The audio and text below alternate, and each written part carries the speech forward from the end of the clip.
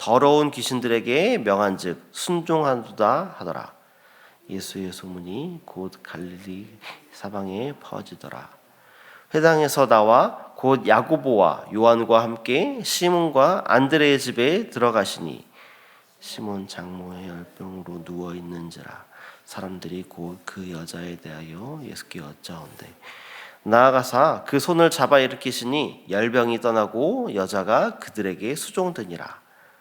저물어 해질 때에 모든 병자와 귀신 들린 자를 예수께 데려오니 온 동네가 그 문 앞에 모였더라.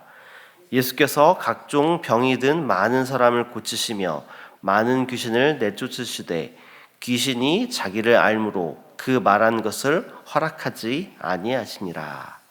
아멘. 안녕하세요. 평안한 명절 보내고 계신가요? 그래도 그나마 조금 포근한 날씨 가운데서 또 하나님 주시는 좋은 날씨 가운데서 맞게 되는 설 명절입니다. 이 자리에 또 함께하고 또 가정에서 예배드리고 있는 그 모든 성도 여러분들, 또 계신 곳에서 하나님께서 주신 풍성한 복 누리며 새해 복 많이 받으시는 그런 이번 명절 되시기를 소망합니다. 오늘 우리가 읽은 본문은 마가복음 1장 21절부터 34절까지 말씀을 우리가 함께 읽었습니다.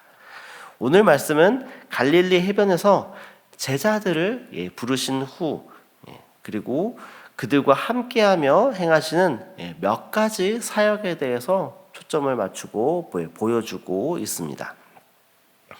오늘 본문을 시작하면서 21절에 예수님께서는 베드로와 안드레 그리고 야고보와 요한 이렇게 4명의 제자들과 함께 가버나움의 회당으로 들어가시는 것으로 시작됩니다. 그리고 그곳에서 사람들에게 율법을 가르치시는 것을 볼 수 있습니다. 그 율법을 가르치는 예수님의 가르치심에 대해서 사람들은 놀라고 있습니다. 그 이유는 무엇입니까? 22절 말씀이 그에 대해서 말하고 있는데요. 예수님의 율법에 대한 가르침은 아주 권위가 있어서 기존의 서기관들이 했던 말과는 다른 뭔가 특별함이 있었기 때문입니다. 오늘 본문에서는 어떤 말씀을 하셨는지 구체적으로 나와 있지는 않지만 사복음서에서 말하고 있는 예수님의 가르침에 대한 공통적인 특징을 봤을 때에는 율법에 대한 온전한 해석을 하셨을 것입니다. 그리고 율법에 대한 예수님의 가르침은 하나님께서 율법을 주신 그 율법의 온전한 의미를 떠나서 형식적으로만 율법을 지키는 것에 대해서 강조했던 당시 지도자들이 했던 말과는 다른 참된 율법의 의미를 가지고 있었을 것입니다. 그리고 예수님께서 오시기 전 그 주어진 그 율법의 불완전함을 예수님께서 완성하기 위해서 오셨다라는 것을 선포하셨을 것입니다. 이런 예수님의 율법에 대한 가르침 속에서 하나의 뜻하지 않는 사건이 발생합니다. 그것은 바로 회당에 있던 더러운 귀신 들린 사람의 반응이 나오는 것입니다. 이 권세 있는 예수님의 가르침을 듣고 귀신 들린 사람이 반응하여서 무엇이라고 외칩니까? 우리 24절 말씀을 우리가 함께 읽어보겠습니다. 나사렛 예수여, 우리가 당신과 무슨 상관이 있나이까? 우리를 멸하러 왔나이까? 나는 당신이 누구인 줄 아노니 하나님의 거룩한 자니이다. 아멘. 이 귀신이라는 영적인 존재가 예수님의 권세 있는 가르침을 듣고 가장 먼저 반응한 것입니다. 그리고 이 영적 존재는 예수님의 참모습을 알아차립니다. 먼저 그 귀신은 예수님이 자신들을 멸하러 오셨다라는 사실을 인지한 겁니다. 이 예수님의 권세 있는 가르침은 귀신을 쫓아내는 예수님의 능력으로 실제로 드러납니다. 그리고 그 귀신을 쫓아내심으로 귀신으로부터 속박되어 있던 그 사람을 구원해 주십니다. 오늘의 본문에서 귀신이 말했듯이 예수님께서는 하나님의 거룩한 자이십니다. 그렇기 때문에 더러운 귀신들도 예수님의 정체성을 깨닫고 예수님의 명령에 복종할 수밖에 없는 것입니다. 그리고 그것은 공중 권세 잡은 자로서 죄라는 것으로 이 땅에 있는 사람들을 억압하고 있는 사탄의 권세를 물리치는 놀라운 능력으로 드러나는 것입니다.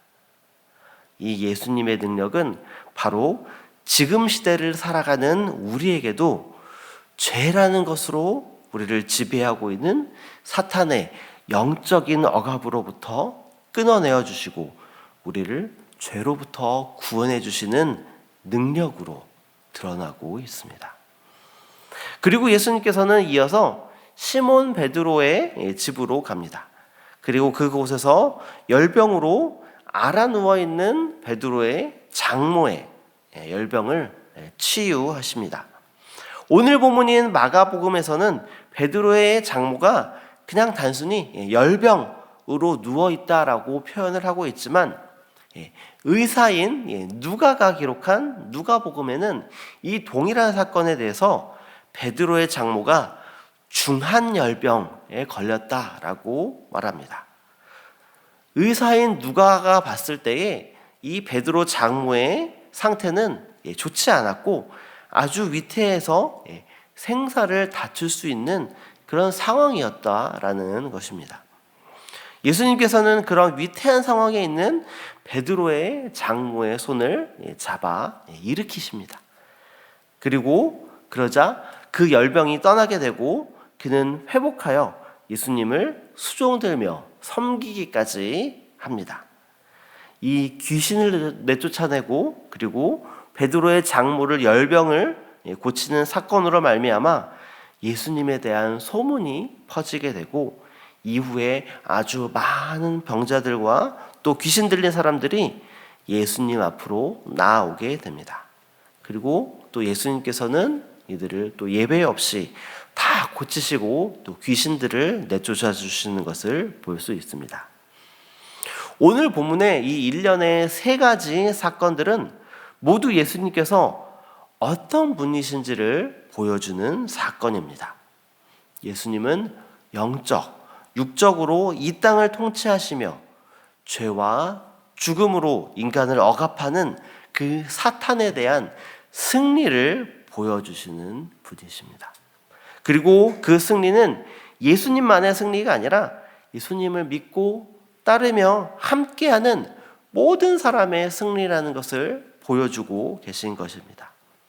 예수님과 함께할 때에 승리를 경험하게 되고 연약한 부분들, 약한 부분들이 바로 회복되는 것을 경험하게 되는 것입니다. 그 승리를 통해서 예수님께서는 이 땅의 참 주인이 누구인지 선포하고 계시는 것입니다. 우리를 얽매고 있는 것은 죄와 사탄의 영향력이 아니라 이 땅에 오시고 이 땅의 모든 것을 온전히 회복하는 것, 바로 예수님 자신임을 선포하고 계신 것입니다. 그 예수님이 바로 우리의 주인 되십니다. 예수 그리스도의 십자가의 보혈로 승리를 우리에게 보여주신 그 예수님의 승리가 바로 우리의 승리입니다. 그 예수님만 의지하며 살아가는 저와 여러분 되시기를 소망합니다. 우리에게 있는 연약함들이 예수님을 통해서 승리로 변하게 되는 놀라운 경험을 하며 살아가는 저 여러분 되시기를 소망합니다. 오늘 우리에게 주시는 하나님의 말씀을 가지고 또 이 자리에 가지고 나온 각자의 기도 제목을 가지고 우리 함께 기도의 자리로 나아가도록 하겠습니다. 함께 기도하겠습니다. 하나님 아버지 감사합니다. 오늘 말씀을 통해서 예수님께서 이 땅에